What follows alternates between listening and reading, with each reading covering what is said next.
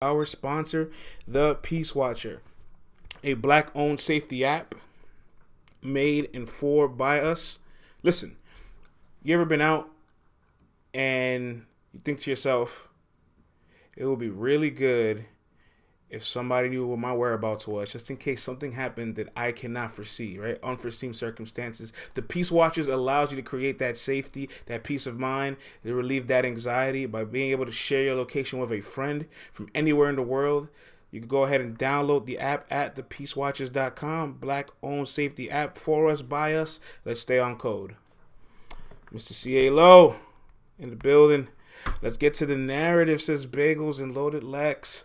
All right, man, you guys know how this goes. You know how I start my solo broadcast. I always start with a rant, and I really paid very close attention to this weekend's reactions to things, right?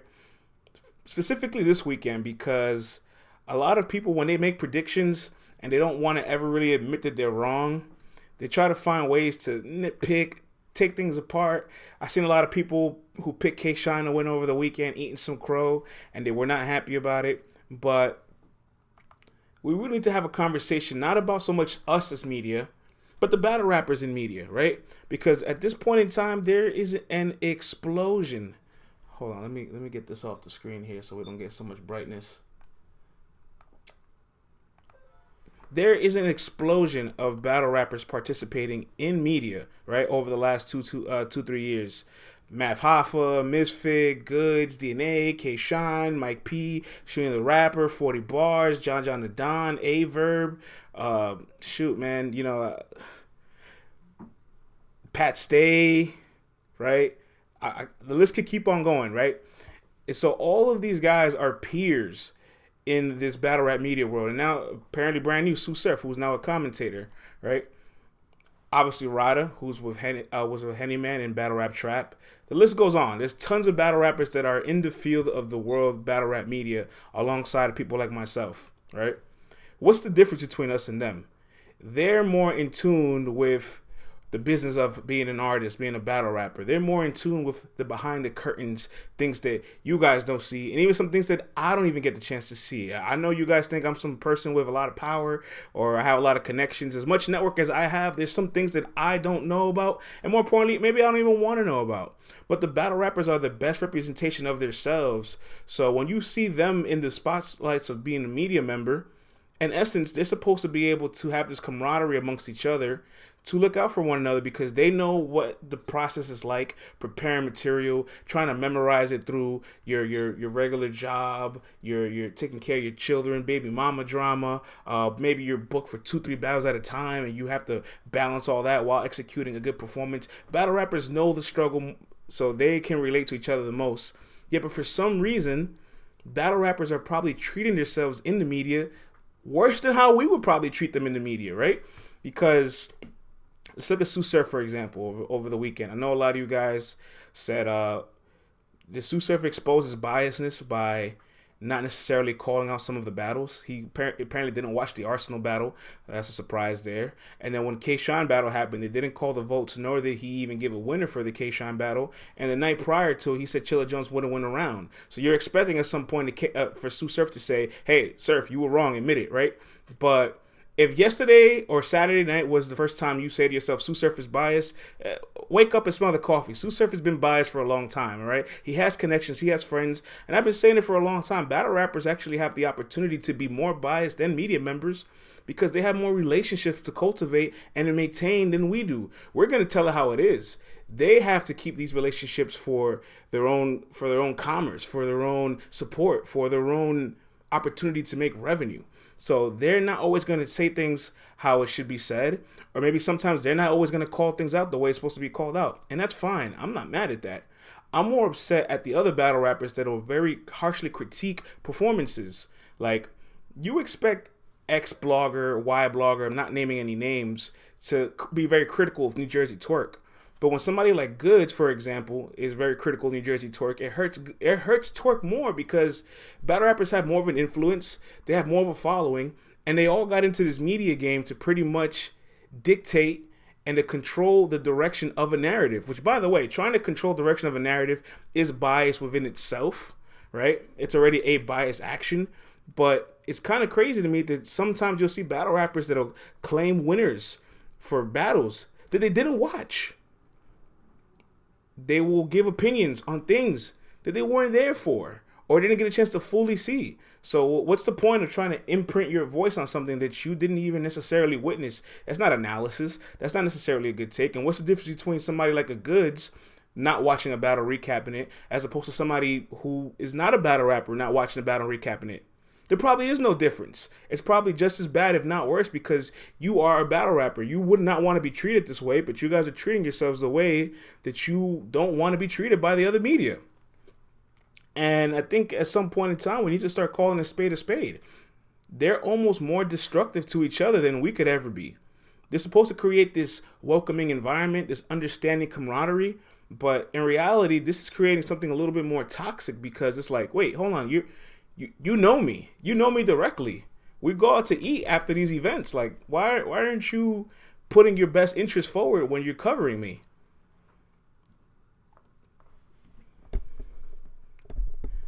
And I think it needs to be said that battle rappers do have a lot of impact as media members. And in fact, they probably have way more power than we ever would. So, of course, there is a beauty that they can dissect the sport in ways that we can't because they perform. They're the actual performers. They've been in the ring. They see the things that we cannot see. But in that same token, they're also doing the things that we would not do. Conqueso says France is not playing this evening. Yeah, man, I think it just needs to kind of be called out. I've seen battle rappers, like people will say media controls the narrative, and I disagree with that. To be honest, the narrative kind of doesn't come from a single person. It becomes something that consumers say. Like the consumers make an opinion on a battle, right? That's why you have these caffeine votes, the app votes, social media, Twitter polls, right? Twitter, IG poll, whatever, right? You have a little survey landscape of a collective group of opinions. You can't confirm whether these people watched the battle or not, but that's the direction of the battle's thought process.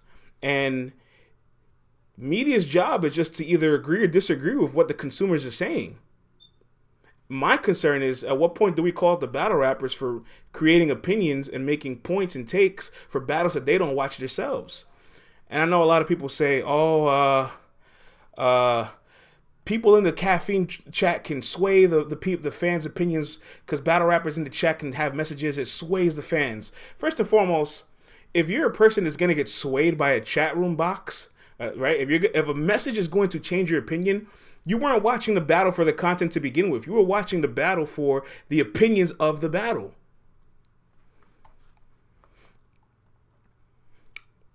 Man, stop my time, man. Let me get my water, man. We're going to talk tonight.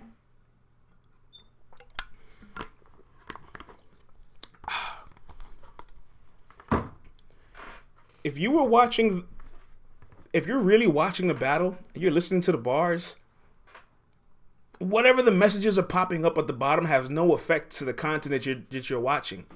If you let it affect you, it's because you're chasing the opinions. And you know what? That's fine. There's real sports fans in the world that don't watch sport, does not watch the game. They watch highlights and they watch sports media. Go figure. Maybe the exact same thing exists in battle rap. Y'all watch highlights and y'all watch the opinions of figures in battle rap. Y'all don't necessarily watch the full 20, 30, 40-minute battle. So, I mean, those are people that already you shouldn't even be debating with. So if those are the people saying, oh, you're swaying those people, well, yeah, maybe those people aren't really the opinions that you want to be looking for. Maybe their opinion isn't gospel.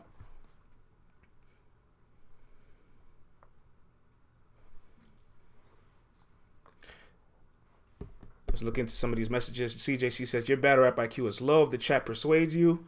Or maybe you're just very impressionable. It doesn't necessarily mean your IQ is low. Maybe you're just in the sport for the dialogue of the sport more than the actual content. That's okay. That's perfectly acceptable. Just state your case. Augie says the existence of the app made it worse. I disagree with that, Augie, because the app are paying Patreons and they are submitting a vote. And if there's any vote that I think is going to matter, it's the people that are putting the money into the ecosystem. That's just my opinion. I know everybody doesn't agree with me, but I really like the app votes. Susef Lawyer, take it easy, Susef Lawyer. Take it easy, right? Take it easy. CA Low says, we are more intelligent than we give ourselves credit for. I agree. It really hasn't been that bad since Volume 4. Yeah, I also agree. All I'm saying is this. Battle rappers, like, don't point to us as media saying that we're feeding narratives when you guys have all the control too, if not more control than us. Math Hoffa probably has the biggest outlet out of all of his peers.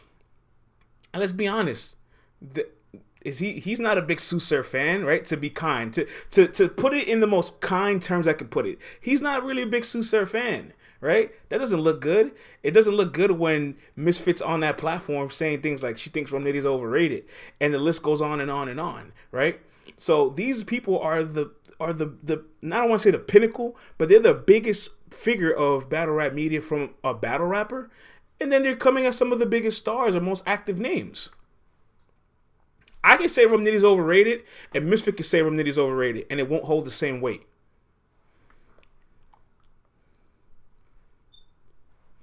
So I just really wanted to get my media rant out there because battle rappers have a responsibility with media, just as anybody else does. Matter of fact, if there's any basketball fans here, right? Shaq. If you guys have been following the NBA so far this season, you've seen that Shaq has been relentless honestly, for the past couple of years, but specifically this season. He's been really critical of the players in the league right now, to the point where some of these players, they're not happy about it. They're like, hold on, man. Like, we expect Skip Bayless and other commentators that don't play the sport to criticize us and hate on us, but you're the big homie. We don't expect this from you. You know what happens in the locker room. You know what goes on behind these streets, behind the closed doors here. Why are you coming at us the way that these guys are? Like, we don't expect that from you. The exact same thing in battle rap. Like, you expect XYZ battle rapper to criticize these people, but when you guys do it, it's 10 times worse. You know, DNA talks about this all the time. I agree, Tata. And I actually want to talk a little bit about K-Shine and DNA in a little bit. Let's move over to K-Shine because he has such a brilliant media strategy that I actually want to give him a lot of praise for. Over the weekend, if you notice, he didn't do any interviews with media, right? He didn't do a 15 Minutes of Fame interview after his battle. No Hip Hop Is Real. He didn't do the URO TV Media, which is brand new and launched. Salute to URO Media for that. He didn't do anything. What did he do instead? He created a recap on his own channel with Chilla Jones. Creating content with your opponent is definitely a whole different ballgame, but he took that opportunity to say, you know what? I'm not going to let anybody get a quote off of me or get my raw emotions or feelings. I'm going to let everything process, and I'm going to give Chilla Jones his respect while at the same time humbly accepting, where I went wrong in this battle. And it's the most strategic thing ever because now we look at K-Shine like, you know what, K-Shine, maybe you're not admitting that you lost, but you're admitting that you got humbled, and I can appreciate that. I can respect that. It is kind of like controlling a narrative. It's kind of like doing damage control to a degree, but I mean, it's the smartest route of doing so. I will say this though, I'm not so confident that if K-Shine won that battle, he would have took the exact same route. But that's fine. You know what? You know why that's fine? Because I'd rather my battle rapper have that self-awareness that they did not win by the consensus, so they're doing everything they can to make sure they're perceived the correct way by the masses, than to delusionally just say, oh, well, I think I won that battle. Or even going on camera admitting a defeat, right? If you really feel like you lost, the two things you fundamentally don't do, you never admit your defeat, and more importantly, you don't just say, oh, I think I still won the battle. There's strategic ways to go about it, and K-Shine went about this the exact same way that anybody could have gone about this. Battlers shouldn't interview immediately. I'm not sure about that, Augie. I'm not sure about that because there's still a lot of raw emotions and raw energy that I would love to get captured just so I could see what the battle rapper feels like in that moment. I like the days before battle rap had media. Sir, battle rap has always had media. I'm not sure if this is maybe it's more magnified because of the internet and everybody has a smartphone and anybody can just turn on a camera, an HD camera, and on their iPhone or Android and just get their words out. But battle rap has always had media. In fact, you should be more happy that the media is available are people within the culture, because previous battle rap media were just people, were just hip hop outlets that just needed a story. These battlers are on Media Train. Grind Time had interviews. Are you sponsored by Dell? Ha. Hey man, it's very possible that can happen. Let's talk a little bit about Chilla Jones and K Shine. How Chilla Jones beat K Shine. Suicide Lawyer says, I can't hate on Sean for making the smart move. Yeah, I can't hate on it either. It's very smart. I just want to say, I see what you're doing, Shine.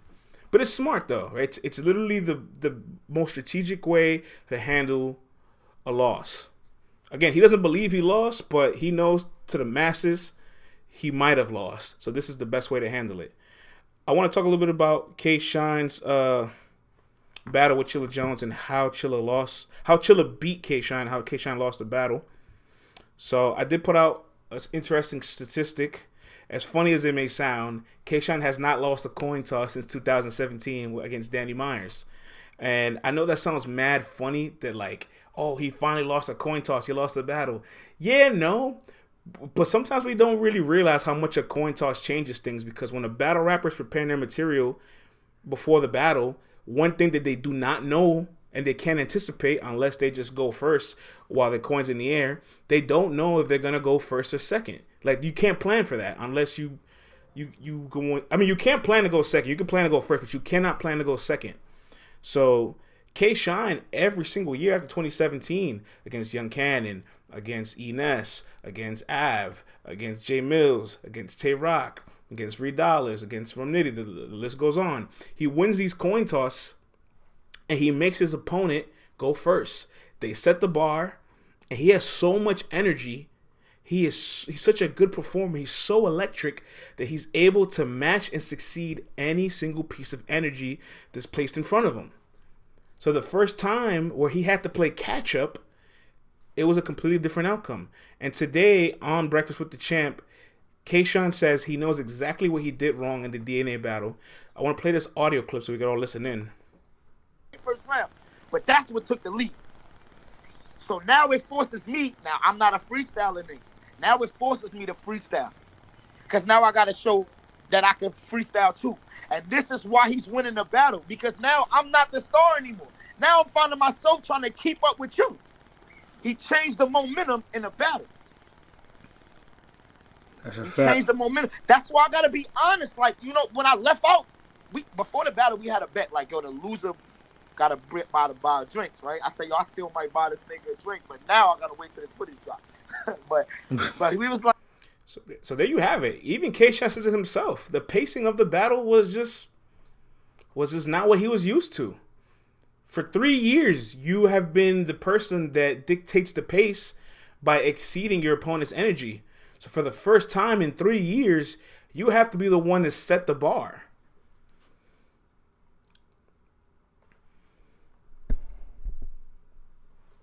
Let's read some of these messages. Chilla Jones might have low-key stole Champion of the Year recency bias. I agree, Augie. I want to say, Augie, I'm going to revisit that message. I'll come back to it. I got something to say about that. CJC says, Shine needs an update. Pat and Chilla battles were bad for him. Bagel said, the truth is, Shine has been getting away with a lot of simple bars loudly. Yeah, Bagels, but let's not have revisionist history neither, right? You don't go 3 years arguably winning all your battles, or arguably not even losing a round, which I don't buy into, but you don't go that far without some version of skill and substance and material. Like, you don't make it that far, that consistent for that long with the simple bars. K-Shine was acting like a clown since the face-off. Yeah, K-Shine was definitely G4. K-Shine was definitely out of character. This wasn't a K-Shine we're used to seeing. And once I saw that face-off, I knew to myself, this is not a Shine. We're going to see a Shine we have not seen, and it's not going to be pretty. I'm not saying he was wax as Bagels, but in the Patch Day battle, he spit a lot of mid. I feel you. Tata says that's why he lost. Nobody's honest with him. Jill says going first or not, Chilla had the material. It was different level. Jill, I agree. Chilla Jones lyrically is just advanced. He's just more advanced than K-Shine. Right? He said himself, material-wise, there's nothing K-Shine could do with me, right? But when I see people trying to give K-Shine an on-cam win against Chilla, I'm like, are you sure that's possible? Like, this is one guy whose material goes down over time versus one guy's material who goes up over time. Like, on cam, you're probably never gonna have Chilla Jones losing. But I will say that in the building, you completely felt like he lost. Because let's be honest, I'm just going to be real with you guys. K-Shine's first round, because of the muffled audio, we will never know how good that first round really was.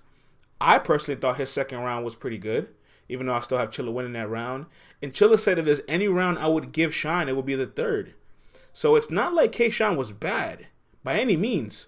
It's just he had no control of the match, was completely out of his comfort zone, completely out of his character, and was playing catch-up the entire time.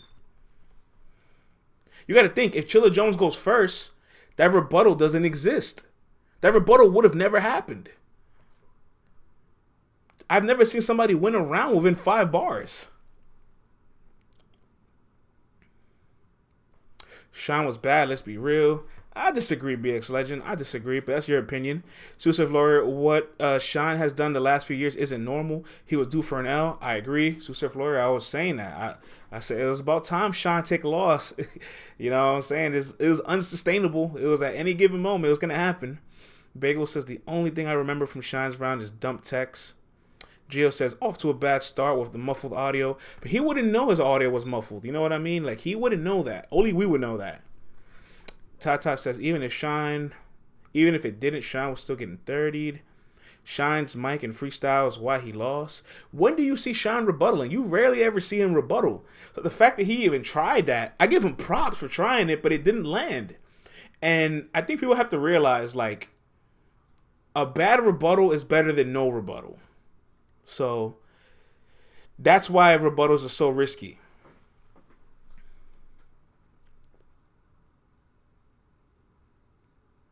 I think I said that backwards. No rebuttal is better than a bad rebuttal. I think I might have said that backwards. Again, if I said it backwards, just to clarify, no rebuttal is better than a bad rebuttal. Let's keep reading these messages. Shine tried a rebuttal versus Ill Will and got killed. Yeah, I remember that battle. So does that mean champion Chilla? Does that mean Chilla Jones is champion of the year? It's a tongue twister. All right, so going back to CJ's message earlier, I believe, or Augie's message about having some recency bias towards champion of the year. Look, I want to be completely honest with you guys. I'm a panelist voter. It's my 3rd time being a panelist voter. I'm very blessed to have the opportunity. I'm blessed to represent LTBR in that fashion. But I will tell you straight up, all right? K-Shine battling Chilla Jones a week before the panel and the announcement of champion of the year would have absolutely 100% had a recency bias, okay?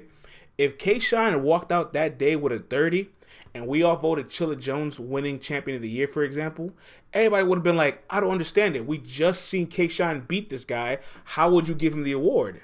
It's literally kind of like in the playoffs when the MVP gets bounced out early and you're like, well, he wasn't no real MVP. And it's like, yeah, MVP is a regular season award. It's not a playoff award. Thank you, CJC. I appreciate that, man. All right, our chat admin's in the building. Salute to the chat admin. Chilla was already champion before that battle. Tata, I'm not saying he was or wasn't. All I'm saying is K-Shine was definitely trying to have some implementations on recency bias, and it backfired. It definitely backfired. He definitely was. Yes, 100% of the way. Let's move on, though. I do have more topics to talk about. All right, guys, your favorite word, right? Your favorite word, the word narrative. France, Let's Talk Battle Rap, have a narrative to push, all right? And I need all of your help. I need everybody to get behind me on this one, all right? This one is so good that I feel like nobody can say no to this one, all right? So everybody knows B Dot and Shotgun Suge did not go down this weekend. Shotgun Suge canceled 2 of his recent battles. He had a battle against Bankhead January 16th, which canceled. He had a battle against B Dot this past weekend on Volume 7, which also canceled. But they were canceled due to health concerns, personal issues. So first and foremost, get well, Shotgun Suge. I feel like when battles get canceled, we always have that disappointment versus making sure the battle rapper is okay. So I hope Shotgun Suge is well. But I have the perfect suggestion for this battle to get rescheduled. Perfect suggestion.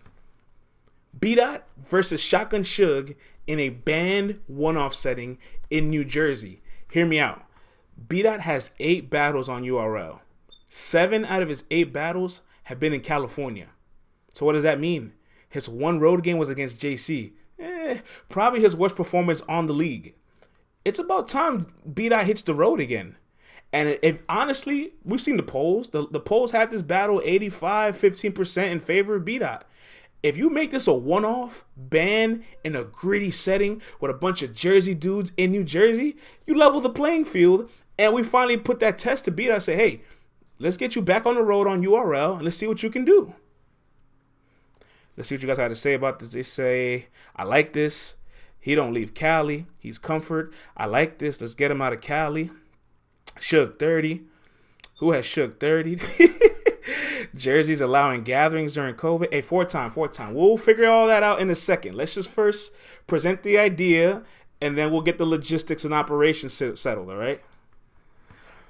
With a crowd, though, he needs that much of an advantage. I don't think so. No. Hold on. It's not that Suge needs the advantage. Shotgun Suge deserves the respect, all right? Shotgun Suge has only had 3 home games in his entire career. I think he's valid to say, URL, give me a home game. Yeah, you know what? You're right. You battled 16 of our proven ground battle rappers. You've given 16 guys opportunities to be a gatekeeper. We'll reward you with a home game. You telling me if I battle 16 PGs, I can't ask for a home game? Jersey deserves some home court games. You know what? Interesting statistic. Arsenal the Rebel has the least amount of home games out of any battle rapper. But of course, he loves to travel, so that's in his slogan. But that's just letting you know that these Jersey guys don't really battle in Jersey that much. New York is a second home, so it's not so much of a road game to them. But the point is, I want to see B Dot on the road again. This last time on the road on URL was against JC. Let's be honest, that wasn't his best performance. JC kind of put B Dot away for a year. We didn't see B Dot for a whole year after that performance. And if B Dot is this confident that he was going to 30 Shotgun Suge, the next question is, can you beat him in Jersey? He's going to say, yeah, right? Let's make it happen.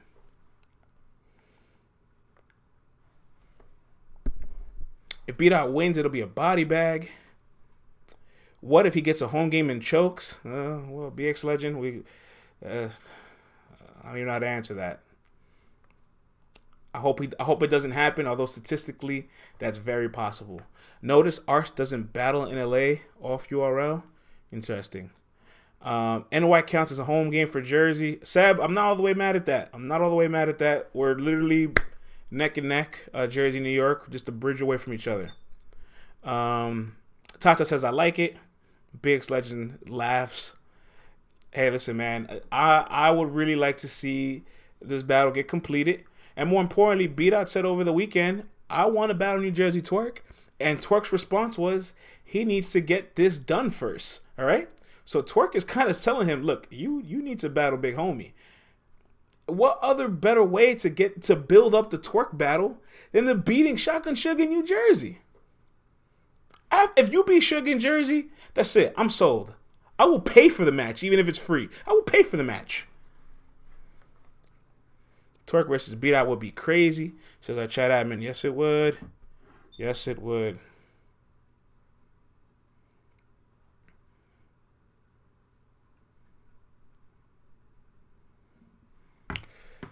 Building up Twerk means more dollar bills spent. B Dot doesn't seem to run from smoke. We should spread this narrative.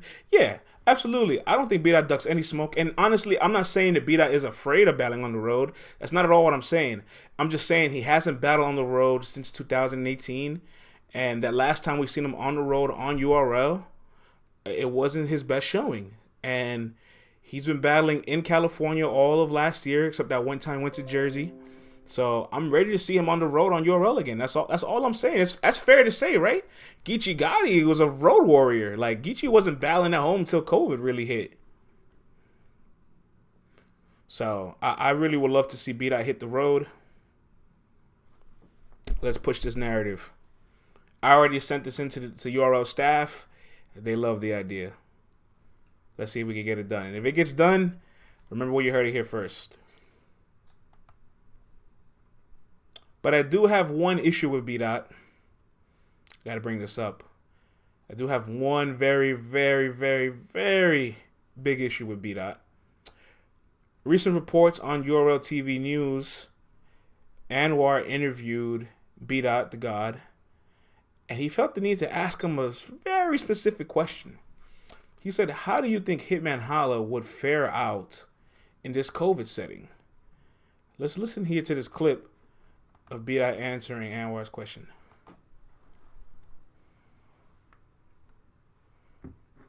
But at least 80 to 90%, you know what I'm saying, his bars is performance based, and his conviction and his, you know, just his whole aura is a big stage superstar type of aura, you know what I'm saying? So I don't want to say nothing to take nothing away from him, but this is a different environment, bro. This is really for like the pen, the writers, you feel me? So I don't know. We would have to see what he do, but off the top of my head, I probably think like this ain't his environment, you know what I mean? Yeah.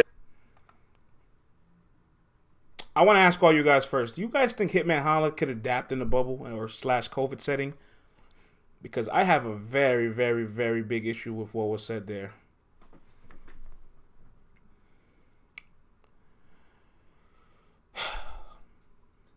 Leave Hitman alone, says 4-time.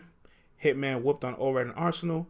Hitman would bark in a COVID setting. It gets worse. Hitman body females in a hallway. No, small rooms are a thing. No crowds is different. Hitman battled Suge in front of 50 people. G4, there was more than 50 people there. Don't do that. Bossman says, can he still use show out? Hitman says, Hitman don't have to come back to this.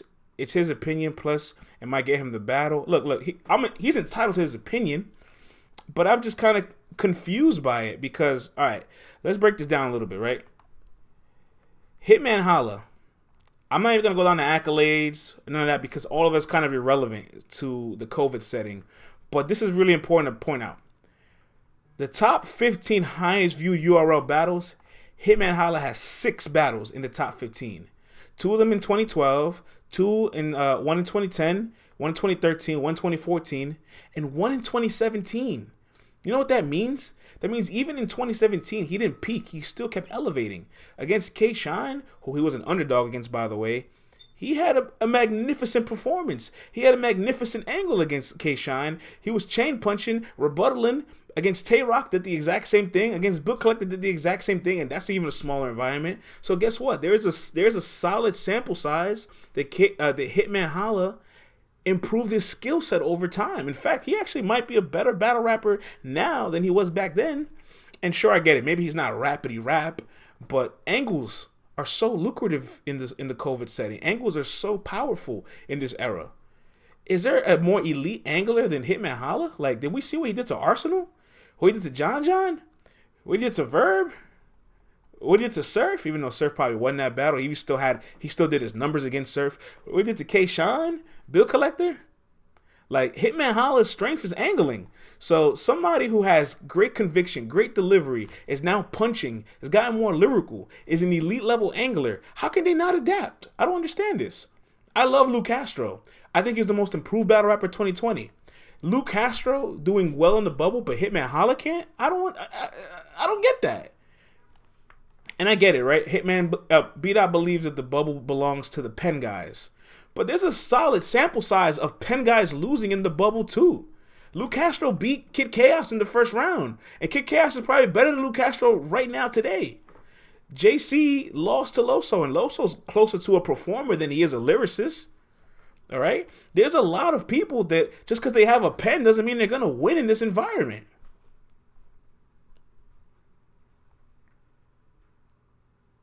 Don't do that, CJC. We're not doing that. Don't do that. Hitman Holla started in the small rooms. Well, the thing about starting in the small rooms, he was in small rooms because there was no big stages. So that's I can't necessarily use that to his argument, but my argument is all of the skill sets that we've seen that have been successful in the bubble, Hitman Holla possesses. Hitman Holla is an all-time great. Why will we think he doesn't have a chance? And you know what? Verb has been in the bubble 3 times, and he's been declining since each performance. But at the very least, his bubble debut against Geechee was a good battle.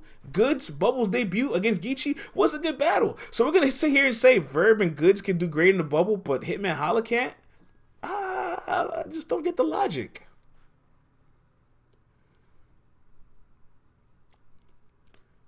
Look, you know, Bill Collector, honestly, Bill Collector's first battle in the bubble wasn't good.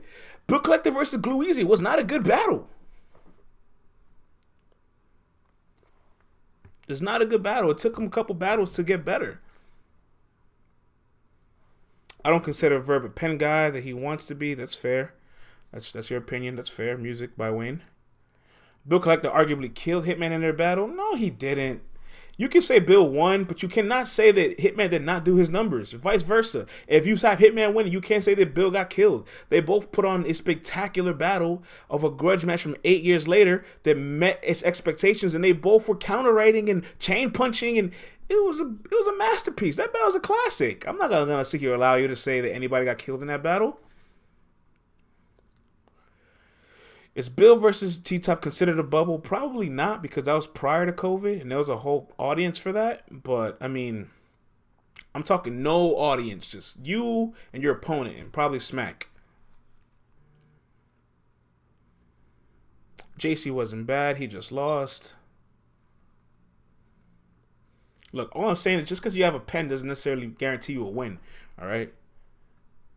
Matter of fact, Rum Nitty. We love Rum Nitty here, right? We all love Rum Nitty, greatest puncher of all time, right? His first COVID battle was against B Dot. How'd that turn out? You know, there is a solid sample size of people that you would think do better in a small room that have lost so far in the COVID era. So all I'm saying is you can't look at Hitman and say, I don't know if he could do it in this era. All right, you guys keep doing that. And Hitman's like Jordan, bro. Hold on, let me see if I get the Jordan crying face up here, man. Where's that shit at? Do I have it here? Do I have it handy? Nah, I don't think I have it. You guys lucked out today. Hitman's like Jordan, all right? If this guy, you give him any reason to get motivated, and he will get motivated, all right? So everybody in the chat that does not believe in Hitman coming back, which I've seen everybody been pro Hitman in the bubble. That's good. Hitman will do his numbers in this setting. Hitman likes to prove you wrong heavy. Hell yeah. Hell yeah, he does. A pen doesn't guarantee you a win in the COVID era. You need the complete package. I agree. In that case, what do you think about Hitman and Mook? I love Hitman and Mook. That's elite level battle rap. I love that battle. Hitman would lose to Mook Lux and many others. Guys, Loaded Lux is probably the best lyricist in this culture. And his bubble debut was not that great. Let's be honest. That's why people are so mad at Sue Surf, because they have not seen a Loaded Lux look so vulnerable and ended up winning a battle. You put anybody else in front of Lux that night, Lux's legacy might be a little altered now. If you put DNA in front of that Lux, you put Av in front of that Lux, you put Geechee in front of that Lux, you put Danny Myers in front of the Lux to battle Surf. Lord have mercy. Where's Tata, man? Lord have mercy if Danny Myers was to battle that Loaded Lux that night.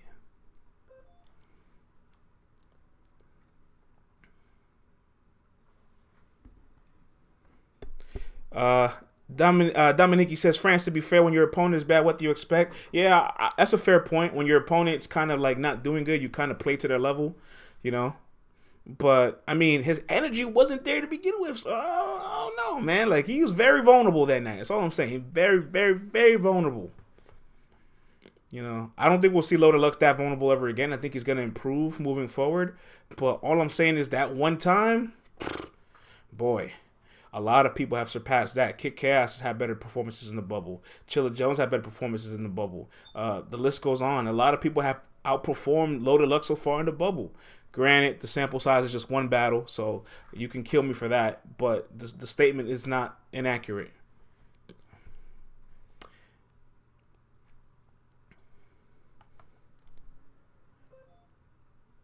Which brings me to my next point.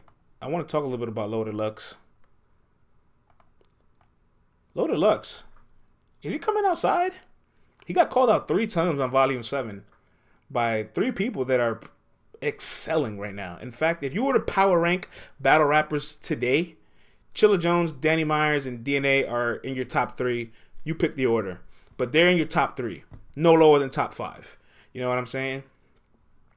I actually want to ask all you guys, DNA, Danny Myers, Chilla Jones, they all call out Loaded Lux. You have to pick one of those guys to battle Lux. Who you picking?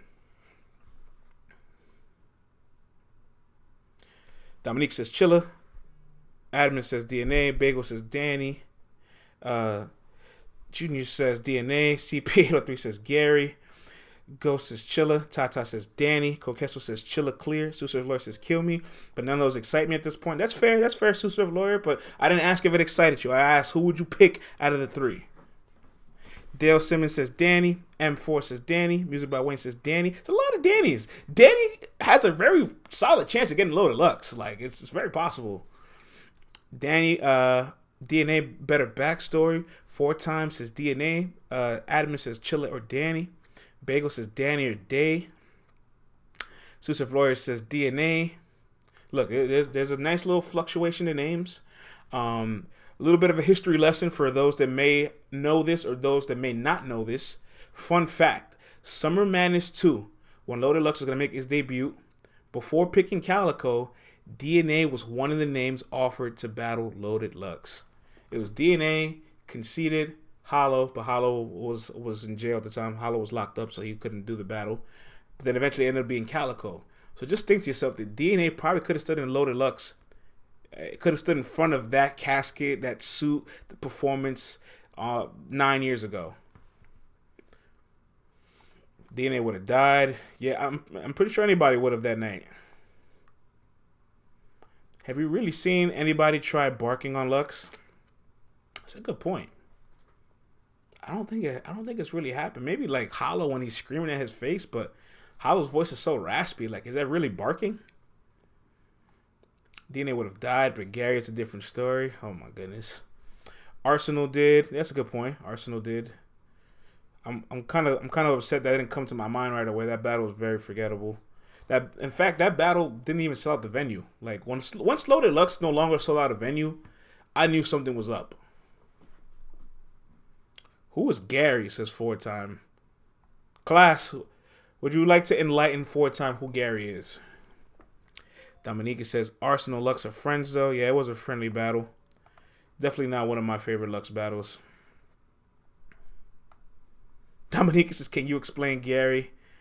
Class, please, everybody the people who don't know who Gary is, please tell the people who Gary is, all right?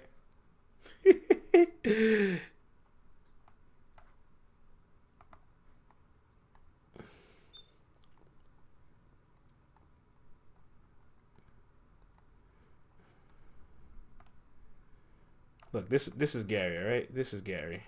All right, there goes your Gary.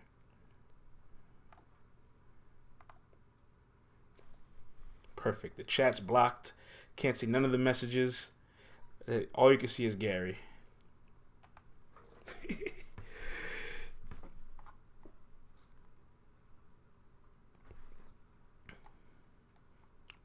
No, but I mean, I do want to see Loaded Lux come outside. Honestly, if I had to pick one of the 3, DNA is most deserving, but stylistically, Chilla Jones and Lux will probably be the best trade-off. But one thing about Chilla, like, I love his high IQ, how smart he is, how well-rounded he is as a battle rapper. But the passive aggressiveness, I don't feel like it'll motivate Lux. Like, Lux kind of needs that competitor that's going to be like, yo, come outside. And DNA is that guy that's going to, like, push your buttons. It's going to call you out. It's going to tell you to come outside. It's going to question your legacy. It's going to downplay everything you've done.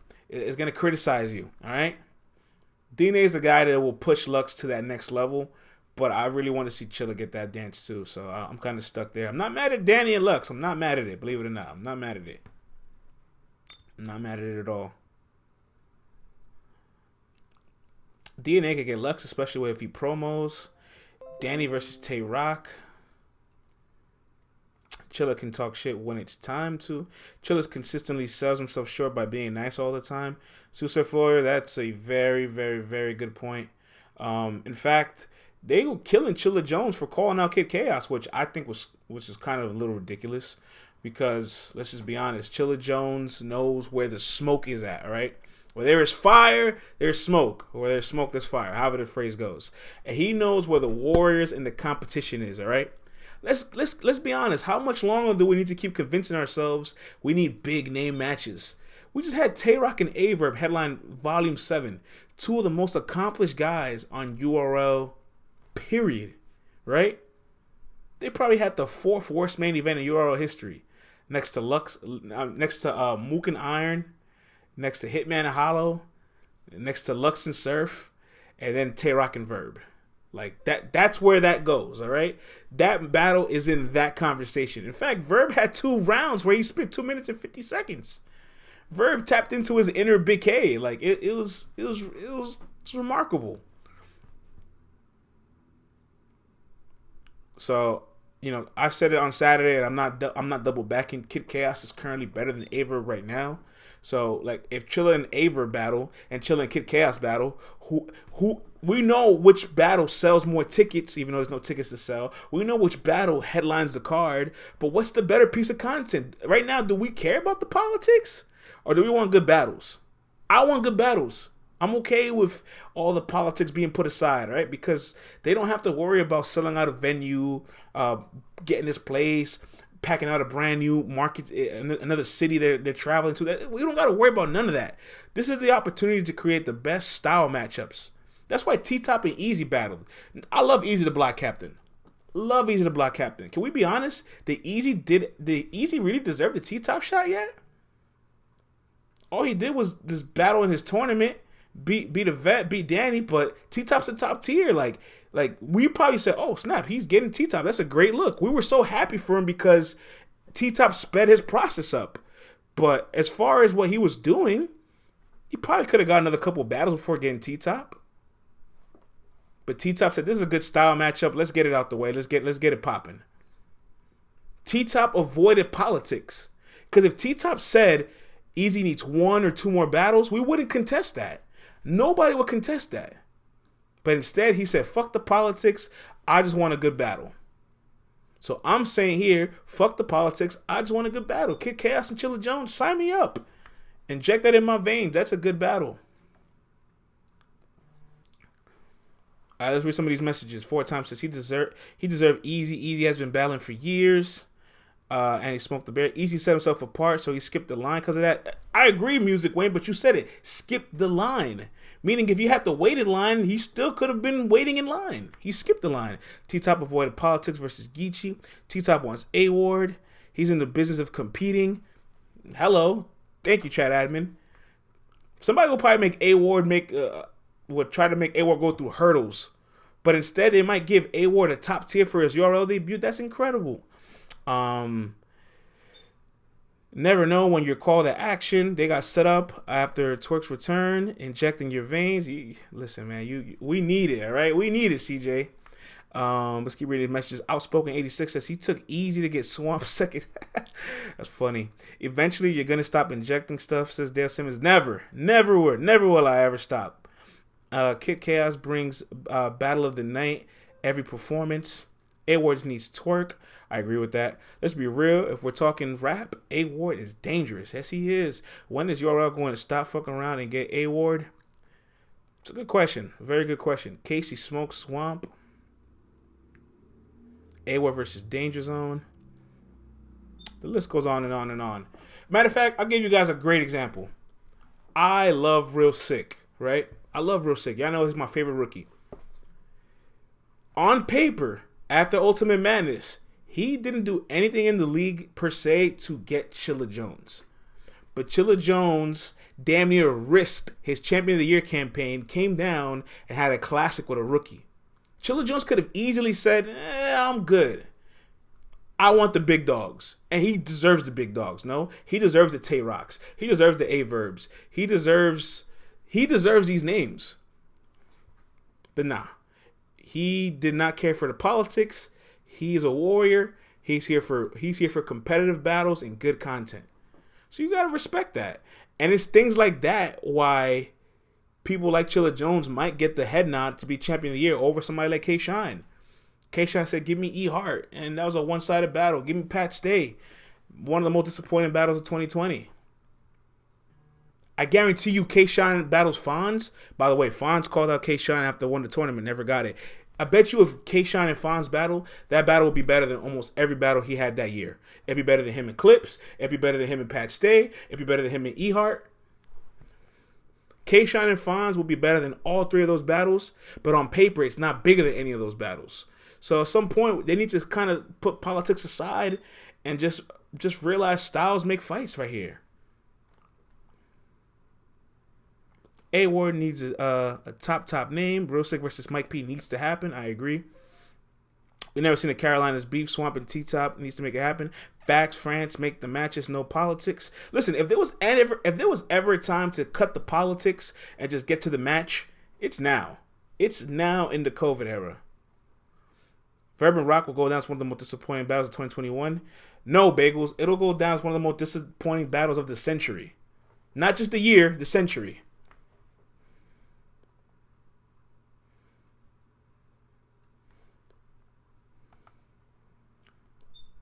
All right, guys, let's close out with this last topic because we got URL. They're gonna have their recap show at 8:00. DNA. I'm projecting here. DNA might have one of the greatest years of his career, and I know that sounds crazy because this guy's 150 battles deep. I can't even start to list all the accolades he has. At some point, I don't even know where his peak hits because against Mickey Fax, he hit a new level. Now he's no gun bar DNA, and everybody loves this version of him. But just think for a second. This guy battled Geechee Gotti and Av in 2 weeks and had 2 weeks to prepare for both of them because the battles got locked in short notice. And he arguably beat them both. In my opinion, he beat Av clearer than Geechee. But Geechee and Av in 2 weeks? Bro, that's spooky. That's extremely spooky, bro. This is also a guy that has no problem coming down to battle lower tier. So, he will definitely take anybody in the rear view right now. He wants a Mook in the Lux. So imagine if DNA comes down, battles somebody at a lower tier right now, and then battles a Lux and a Mook at another top tier name. Bruh, we might be looking at the best DNA year of his career ever. It's very possible. Respectfully, DNA don't do that. Don't do that. Vixen whooped his ass, woke him up. Yeah, she did. Spooky as fuck. Who can he battle to make that case? I agree. He might be the real champ for real. We didn't know Av's name before Fonz.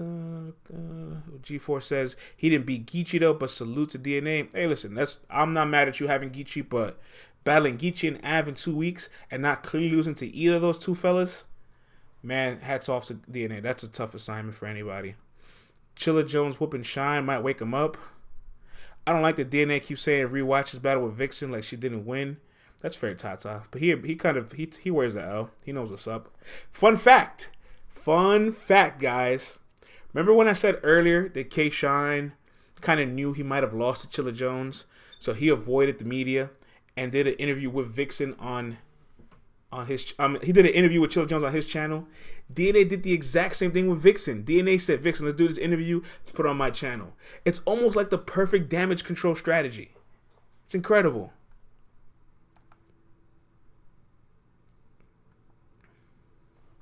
Absolutely incredible. K-Shine and DNA know what they're doing. Yeah, they definitely do. They definitely do. I want to close the show like this, guys. I'll ask one last question before we head on over to the URL channel for their recap show. I was having a real interesting debate amongst the LTBR team, and this is a real interesting question. I was kind of stuck. What do you think holds more value as far as an accomplishment? DNA arguably beating Geechee and Av in 2 weeks, or Chilla Jones 30 and K-Shine? They said Chilla. They said Chilla 30 and Shine. DNA. Chilla 30 and K-Shine. Chilla DNA. Okay, I'm seeing some DNAs. Chilla. DNA. There's no right or wrong answer. I think they're both phenomenal features. and they're both very difficult assignments. So like I'm not gonna downplay one or the other if I pick one. But I just think it's so crazy that both these guys did that. Like battling Geechee and Av back to back, I don't think it's even ever been done. And beating K-Shine of that magnitude probably hasn't been done in a very long time. So those are two very interesting accomplishments. If we're power ranking 2021, those guys are in your top 3 right now, or in your top 5 at the very least. 4 years almost. Big fact, Mike. All right, guys, that's all the time we have for today, man. LTBR at night. It was a pleasure chopping up with all you guys, man. It was a fun broadcast. I got to get my rants off. We got to talk to you guys about some of the biggest takeaways and reports over the weekend. Let's head over to the URL channel. Henny Man will be hosting tonight's show, recapping Volume 7 with all the battlers. You know how that goes. So I'll see all you guys tomorrow morning, 10:30 a.m. LTBR Daily, Eastern Standard Time with CC. We'll be back hitting tomorrow morning. All right, y'all. Pleasure rocking with you guys. LTBR belongs to the people. Without you guys, we wouldn't be who we are. Salute to everybody.